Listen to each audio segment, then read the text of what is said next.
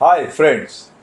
नेपाल में बालेन शाह की सरकार ने अपने 100 दिन पूरे कर लिए।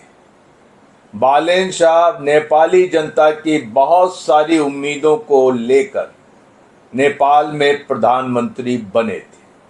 आइए आज जानते हैं कि बालेन शाह इन उम्मीदों पर कितना खरा उतरे। आज हमारे साथ बात करने के लिए हैं मेजर जनरल अशोक मेहता। नेपाल के बहुत बड़े प्रेमी हैं और नेपाल पर अपनी हमेशा पैनी नज़र रखते हैं।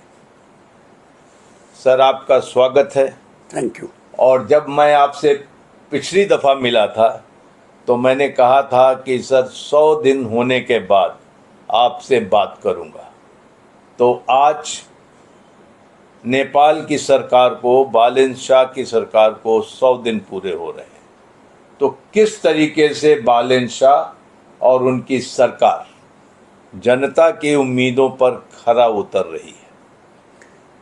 देखिए, सबसे पहले तो मैं ये कहूँगा कि नेपाल में ऐसा परिवर्तन जो अभी हुआ है बालेन शाह की वजह से, और रासपा जो उनकी पार्टी है, राष्ट्र स्वतंत्र पार्टी, उसको घंटी के नाम से पुकारते हैं, जानते हैं। जी हाँ। तो ऐसा परिवर्तन नेपाल में आज तक नहीं हुआ है, और इस परिवर्तन का एक मुख्य कारण क्या है कि जनता पुराने सरकारों के साथ थक गई थी। जी हाँ। वो एक किस्म का म्यूजिकल चेयर्स खेल रहे थे। वही प्राइम मिनिस्टर लौट आते थे, वही सरकार लौट आती थी, और मिली-जुली सरकार बनी थी। जी हाँ। और मिली-जुली सरकार में सबसे बड़ा जो डिजीज है, जो बीमारी है नेपाल में, वो है भ्रष्टाचार। जी हाँ। और जनता बिल्कुल थक चुकी थी इस सरकार के साथ, पुरानी सरकार के साथ, सरकारों के साथ मैं कहूँ, क्योंकि सरकारें बदल रही। 10 साल में 8 सरकार आ गई, और इसलिए जब ये नई सरकार आई, और इसका नाम लोगों ने पहले नहीं सुना था। जी हाँ। इनके पास सिर्फ 21 सीट थी, घंटी पार्टी के पास। जी हाँ। अब इनके पास 182, 2 कम थी, 2/3 मेजॉरिटी। तो ऐसा मैंडेट अभी तक किसी ने नहीं पाया था। तो ये वो सबसे पहली बात है। दूसरी बात मैं ये कहूँगा, और ये कल ही की बात है, मैं एक गांव में रहता हूँ नेपाल में। पोखरा के पास एक गांव, गुरुङ गांव है, लामेहाल और लेखनाथ उस जगह में। और वहाँ पर मैंने कल फ़ोन किया। मेरा एक बड़ा दोस्त है उधर, यम बहादुर गुरुङ। तो मैंने उससे पूछा, सर, कि आप लोग खुश हैं सर बालेन शाह के साथ? तो उनका जवाब बड़ा सीधा, मधुर, मीठा जवाब आया, ढेरे खुशी छा हमें ढेरे खुशी छा। बहुत खुश है। बहुत खुश है। ओके। अब इससे बड़ा सबूत आपको मिल ही नहीं सकता। और ये गांव के लोग हैं, और इसी गांव के लोग, जब मैं इनसे मिलता था, मैं साल में 2 मरतबा जाता हूँ, 1.5 महीना 2 महीना ठहर के आता हूँ, वो बस एक ही बात करते थे मेरे साथ, भ्रष्टाचार की। Okay sir. और ये सबसे बड़ा मुद्दा है। अब अगर आप बालेन शाह को देखें, क्योंकि ये फर्स्ट प्राइम मिनिस्टर नेपाल के इतिहास में, जी हाँ, ये सुनिएगा बात, जो सबसे जवान, 36 साल उम्र, और वो मेयर रह चुके हैं काठमांडू के, और उनका जो फेम है, उनके जो लोग उनको कैसे जानते हैं, वो एक रैपर हैं। जी हाँ। वो जब गीत गाते हैं तो एकदम जनता को, सुनने वालों को एकदम कब्जा कर लेते हैं। ओके। और उसके बाद वो मेयर बने, और मेयर की हैसियत में भी उन्होंने काफ़ी उम्दा काम किया। लेकिन आपने कभी नहीं सुना होगा कि मेयर से आदमी प्रधानमंत्री बन जाए। जी हाँ। सो पहली बात तो सबसे जवान, दूसरी बात वो हिस्ट्री में पहली दफ़ा एक ऐसे प्रधानमंत्री आए हैं जिसके बारे में उनके आने से पहले उनका क्रेज, एक शब्द अंग्रेजी का चलता है नेपाल में, वो लोग बोलते हैं क्रेज। तो उनसे किसी पूछे बालेन के बारे में, कहते बालेन क्रेज। और मैं बालेन शाह को काफ़ी दिनों से मैं देख रहा हूँ। बालेन शाह अकेला नहीं है, बालेन शाह की जो श्रीमती हैं सबीना काफले, जी हाँ, अब ये पहली मर्तबा इतिहास में नेपाल के प्रधानमंत्री की मिसेज एक स्मार्ट, जी हाँ, प्रेजेंटेबल, और अंग्रेजी में अगर कहें तो वेरी गुड लुकिंग लेडी, वो उनके साथ रहती है। तो बालेन शाह का क्रेज तो चल ही रहा है, मैं देख रहा हूँ एक नया क्रेज, ओके। वो उनकी श्रीमती। अब नेपाल के हिस्ट्री में प्रधानमंत्री की जो बेगम होती थी या श्रीमती होती थी, वो फोटो आप का सिर्फ के लिए आती थी। ओके। लेकिन उनकी तो प्रेजेंस है। तो बालेन शाह का जो स्टाइल है और सब्सटेंस है, स्टाइल कपड़े पहनने, पर्सोना, ओके। उनका सार्टोरियल, अंग्रेजी का शब्द है सार्टोरियल, जी हाँ, उनका सार्टोरियल स्टाइल बड़े गजब का है। जी हाँ। और जितने भी जवान लोग हैं नेपाल में, 60% जो उनका डेमोग्राफिक प्रोफाइल है वो 50 साल के नीचे है। तो वो तो it's a very young country. Sir, हमने जनता के परसेप्शन के बारे में काफ़ी जाना आपसे कि बालेन शाह के बारे में लोग क्या सोचते हैं, बालेन शाह किस तरीके से लोगों को इम्प्रेस करते हैं। लेकिन मुद्दों की अगर हम बात करें, मैं उसी पे आ रहा था। हाँ। मैं उसी पे आ रहा था। तो मैंने जब कहा ना स्टाइल, ये उनका स्टाइल है। जी हाँ। अब सब्सटेंस पर अगर आए, जी हाँ, सब्सटेंस मतलब नीति, जी हाँ, पॉलिसीज क्या हैं। अब 100 दिन के अंदर उसको परिवर्तन करना इतना आसान नहीं है। बिल्कुल नहीं सर। तो मेरे कुछ दोस्त हैं, वो कहते हैं कि नीति में कोई खास परिवर्तन नहीं दिखता है, हम आएंगे विदेश नीति की तरफ, लेकिन उनका फोकस डोमेस्टिक, अंदरूनी जो नेपाल की हालत थी, भ्रष्टाचार, नौकरी, ये बजट के बारे में, इन और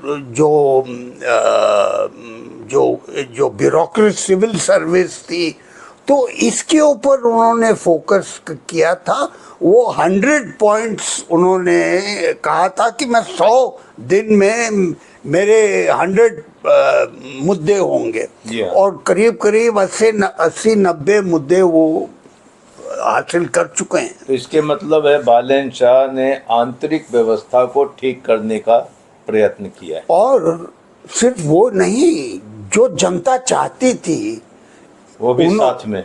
बिल्कुल। और जनता क्या चाहती थी, इनको गिरफ्तार किया जाए। जी हाँ। तो उन्होंने 2 दिन के अंदर प्रधानमंत्री ओली, होम मिनिस्टर रमेश लेखक को गिरफ्तार किया है। और थोड़ी देर के बाद जितने भी लोग भ्रष्टाचार में उनका नाम निकलता था, ये शेखर गोलचा, दीपक भट्ट, शंकर अग्रवाल, ये ऐसे नाम निकलते थे नेपाल में, और उनको भी इन्वेस्टिगेशन उनका चल रहा है।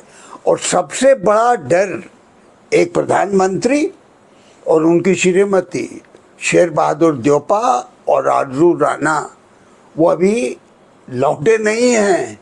ओके। वो अभी हांगकांग में हैं और रेड कॉर्नर नोटिस वगैरह की बात की जा रही है, लेकिन उनका भी उनके ऊपर भी इनकी नज़र है। तो जो नंबर 1 इशू है नेपाल का भ्रष्टाचार, उसको बालेन शाह की सरकार और उनका जो गृह मंत्री है सुदन गुरुङ, उन्होंने उस पर बेइंतहा हमला किया है और वो जारी है। दूसरी बात, मैंने आपको बताया कि इनकी बजट जो निकला उसमें टैक्स रिफॉर्म्स हुए हैं, उसमें कंसेशन, ये सब चीज़ें बड़ी पॉपुलिस्ट हैं। लोग बड़े खुश हैं कि ये ऐसे हो रहा है। अगर देखा जाए तो वास्तव में नीति में कोई परिवर्तन नहीं है। एक चीज़ मैंने बालेन शाह के बारे में नोटिस की, इतने बड़े मैंडेट के साथ वो जीत के आए, लेकिन प्रोविंशियल असेंबलीज़ को उन्होंने छुआ नहीं। अगर और कोई होता तो उसी झटके में प्रोविंशियल असेंबलीज़ को डिसॉल्व कर देता और चाहता कि उसकी सरकार बने, लेकिन वो पुराने ही मैंडेट पे चल रही हैं इनकी प्रोविंशियल। एक राजनीतिक ईमानदारी तो है। नहीं, वो तो है, लेकिन उन्होंने ऑर्डिनेंस के जरिए, जैसे आपने इसकी बात की, प्रोविंशियल काउंसिल्स में उनका कोई, क्योंकि वो मैंने आपको बताया ना 21 सीट से जीते थे और इनको नॉन आइडियोलॉजिकल पार्टी बोलते थे। और ये जब इन्होंने देखा कि 182 सीट्स आ गई हैं, तो and they have no provincial council representation, और अपर हाउस में भी इनका कोई नहीं है जी। सो अब फोकस अभी उसी पे होगा। अभी हाल में उनका विदेश जनरल कन्वेंशन हुआ है चितवन में, जहां उनके लीडर रवि लामछाने, उन्होंने 5 दिन का अधिवेशन हुआ है और इन मुद्दों पे बातचीत हुई है। और जो आपका सवाल है, ये उसको एड्रेस करने के लिए बिल्कुल वो तैयार हैं। लेकिन ये जो डिक्रीज कॉन्स्टिट्यूशनल काउंसिल ऑर्डिनेंस के ज़रिए इन्होंने जो चेंजेस किए हैं, जिसमें जो चीफ जस्टिस थे, एक सपना प्रधान मल्ला, वो सबसे सीनियर थी जी हाँ, लेकिन उनका पॉलिटिकल पार्टी के साथ कुछ कनेक्शन था।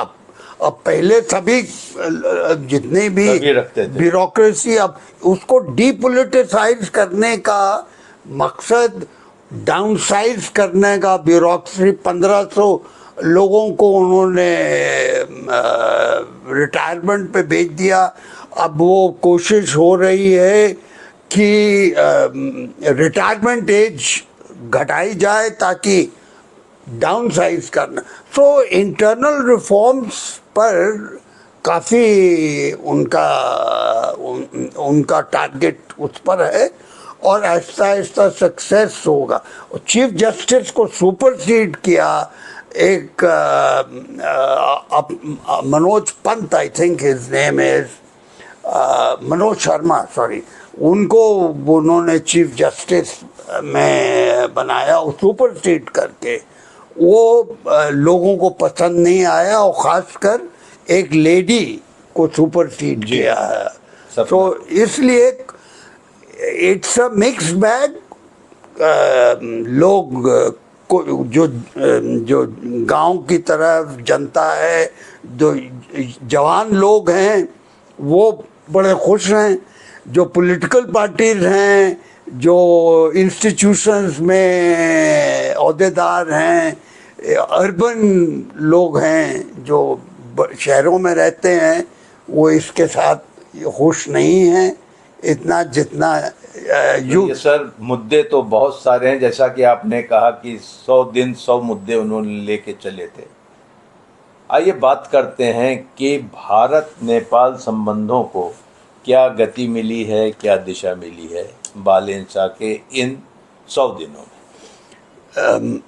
मैं आपको ये कहूँगा कि जो विदेश नीति है, नेपाल की विदेश नीति में पृथ्वी नारायण शाह के टाइम से उनका एक कहावत थी कि नेपाल दुईटा ढूंगा को बीच में एउटा तरुल छ। जी हाँ, नेपाल दो चट्टानों के बीच में एक कंद की तरह फंसा हुआ है। हाँ। और इसलिए जो हमारे इनकी विदेश नीति है वो उसी के आधार पे चल रही है कि कैसे चाइना और भारत को बैलेंस किया जाए। उनका जी हाँ, उनका जो आज की विदेश पॉलिसी का जो बज़वर्ड है वो है बैलेंसिंग। अब कोई नई चीज़ नहीं है, बैलेंसिंग बड़े सालों से चल रही। पृथ्वी नारायण शाह जी, राजा पृथ्वी नारायण शाह के टाइम से बैलेंसिंग चल रही।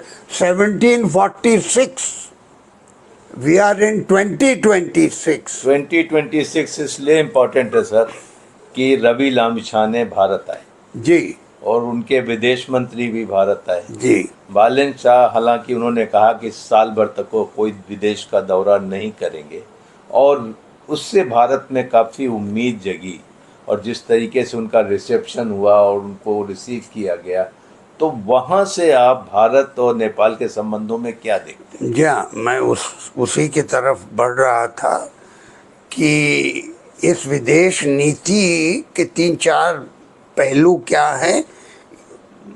विशेष Nepal US, Nepal China, Nepal India और नेपाल ईयू। सर अब नेपाल भारत की बात पहले करते हैं। हमने उस पर शुरुआत भी की है। तो ये जो बैलेंसिंग का है उसको कह रहे हैं वाइब्रेंट ब्रिज। ओके। नेपाल के जो लीडर हैं, नए लीडर हैं, शिशिर खनाल, और जिन लोगों ने विदेश नीति का डॉक्यूमेंट बनाया, उसमें ये वाइब्रेंट ब्रिज, इकोनॉमिक डिप्लोमेसी, इन 2 बातों पे फोकस किया जा रहा है। लेकिन एक बात मैंने 1746 और 2026 के बारे में बताया। इस 1746 और 2026 के बीच में 250 साल से ज़्यादा निकल गया है। जी हाँ। और वही पॉलिसी वो बैलेंसिंग कर रहे हैं। वास्तव में अगर देखा जाए, नेपाल का डिपेंडेंस भारत के ऊपर इतना अधिक है कि उनके रुपये से लेकर 100 रुपया इंडियन, 160 नेपाली है। और ये एक्सचेंज रेट, करेंसी रेट, ये भारत सालों से चल रहा है, सदियों, कम से कम 70 साल हो गए हैं मेंटेन कर रहे हैं। जितना भी तेल जाता है, गैस जाती है, पाइपलाइंस हैं, वो सब भारत की तरफ से जाती। बिजली का एक्सपोर्ट, वो कहीं और एक्सपोर्ट भारत की तरफ आता है या कुछ बांग्लादेश की तरफ आता है। ट्रांसमिशन लाइंस भारत की बनी हुई हैं। ये ओपन बॉर्डर की वजह से कम से कम 8 मिलियन मेरे हिसाब से नेपाली यहाँ रहते हैं। और मुझे जो मेरे गांव में मिलते हैं वो सब मुझे ये कहते हैं, साहब भारत चाइना बने, हमें तो कहाँ जूनो पनी मुश्किल होला। अच्छा। सो ये ज्योग्राफी जो है, भूगोल जो है, ये साउथ की तरफ है। और ओपन बॉर्डर और आना जाना कोई वो प्रॉब्लम नहीं है उन लोगों के लिए। Trade, maximum trade, 80% of the trade is with India. So अगर ज्योग्राफी, इतिहास, कल्चर, रिलीजन की बातें लेकर तो नेपाल थोड़ा झिझकता है ये स्पेशल रिलेशंस के बारे में। और अभी शिशिर खनाल 2 दिन पहले या 3 दिन पहले संसद में, पार्लियामेंट में क्या बोले जी हाँ, कि वो अपनी फॉरेन ट्रिप्स के बारे में बयान कर रहे थे। भारत आए, फिर चाइना गए, और उन्होंने कहा कि वी मे टर्म, देखिए बड़े झिझक के कह रहे हैं, we may term this trip, my trip to India as special. Okay. So जो जॉइंट स्टेटमेंट निकला था, रवि लामछाने की बात आपने की, वो भारत का एक ट्रम्प कार्ड था। ओके। भारत ने जिस तरीके से श्रीलंका में कार्रवाई की, जब नए प्रेसिडेंट बने, 48 घंटे के अंदर जयशंकर वहां पहुंचा हुआ है इनविटेशन लेकर बुलाने के लिए। जी हाँ। अब जब भारत ने देखा कि बालिन शाह ने तो कह दिया कि मैं 1 साल के लिए, आपने कहा ना कि मैं नहीं जाऊंगा कहीं, जी हाँ। और हमारे फॉरेन सेक्रेटरी इनविटेशन लेके गए थे, वो ट्रिप कैंसिल हो गया क्योंकि पता चला कि जाने का कोई मतलब। और दूसरी बात, बालन शाह का स्टाइल मैंने बताया, उन्होंने प्रोटोकॉल प्रोसीजर ही चेंज कर दिया। टीचर गए। हाँ, वो अपने लेवल पे मिलेंगे। सो जब ये ऐसा हुआ तो उन्होंने, हमारे सरकार ने बड़ा कमाल दिखाया, उन्होंने पार्टी प्रेसिडेंट को बुला लिया, रवि लामछाने को। जी हाँ। और रवि लामछाने पार्टी का बंदा है, बीजेपी टू आरएसपी। वो पार्टी की नीति बता सकता है, पार्टी की ऑर्गेनाइजेशन और भारत नेपाल के रिश्तों के बारे में पूरा बातचीत हो सकती है। लेकिन अगर सरकार की तरफ से किसी ने आना है, अगर बालन शाह नहीं आए तो शिशिर खनाल लाएंगे, तो शिशिर खनाल आए। सो ये पहला ट्रिप जो नई सरकार का हुआ, इंडिया में आए, और इसमें इंडिया की चतुरता भी थी। हमेशा between India and Nepal and China, वो नेपाल देखते हैं कि ये नेपाल का पीएम पहले कहाँ जाएगा। ये बड़ी एक बड़ी एक डिप्लोमेटिक इवेंट मानते हैं, whether he go to China first और will he come to India. अब भारत में आए, और वो रियलिटी है, ग्राउंड रियलिटी, और इसलिए उन्होंने, शिशिर खनाल विदेश मंत्री ने इसको, we may call it real special. Sir 100 दिन तो है अभी, सरकार को 5 साल चलना है। बालन शाह की क्या प्राथमिकताएं होंगी भारत के प्रति? भारत से बालन शाह को बड़ी उम्मीद है इन्वेस्टमेंट की, क्योंकि नेपाल की इकॉनमी को इन्फ्यूजन चाहिए, तो उस पर क्या काम हो रहा है? देखिए, ये जो इन्वेस्टमेंट की का बात है, ये नेपाल में अभी तक इन्वेस्टमेंट वहाँ नहीं पहुँचा, क्योंकि वहाँ पर कॉन्फिडेंस नहीं है पॉलिटिकल स्टेबिलिटी के बारे में। जी हाँ। अब राजनीतिक स्थिरता के ऊपर तो कोई शक नहीं है, बिल्कुल नहीं। 182 सीट वाली सरकार, ना पहले नेपाल 1960 में बीपी को राला 2/3 ले आए थे आप पंचायती राज नहीं, फर्स्ट मल्टी पार्टी इलेक्शन जब हुआ था डेमोक्रेसी में, और हमारे आर्मी चीफ जनरल थिमाया शिकार खेल रहे थे चितवन में, जब राजा महेंद्र ने बीपी कोराला को बर्खास्त कर दिया। Dismiss the government. वो अलग कथा चलती है। सो ये 2/3 मेजॉरिटी अब आई है।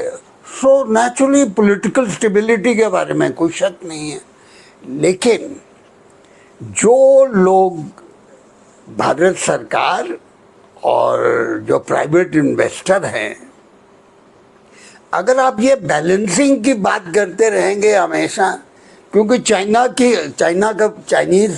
का बात ही नहीं हुआ। अब चाइना बड़े BRI और इकोनॉमिक कॉरिडोर और railway line Lhasa to Kathmandu, Kyirong to Kathmandu, अब बातें बहुत हो रही हैं चाइना की तरफ, लेकिन जेब में से पैसा नहीं निकल रहा। कोई इन्वेस्टमेंट नहीं हुआ चाइना की तरफ से BRI के ऊपर।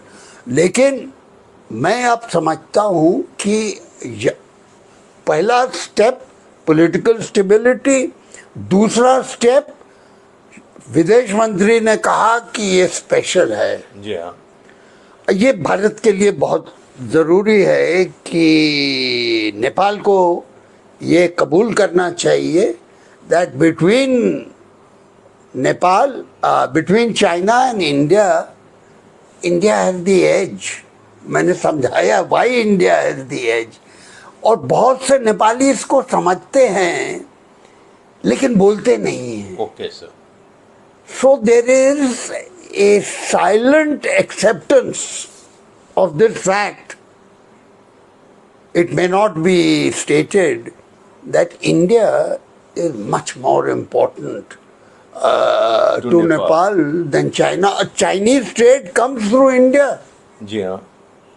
Maximum Chinese trade comes through India, Calcutta ports। लेकिन ये नेपाल की सॉवरेनिटी के ऊपर बहुत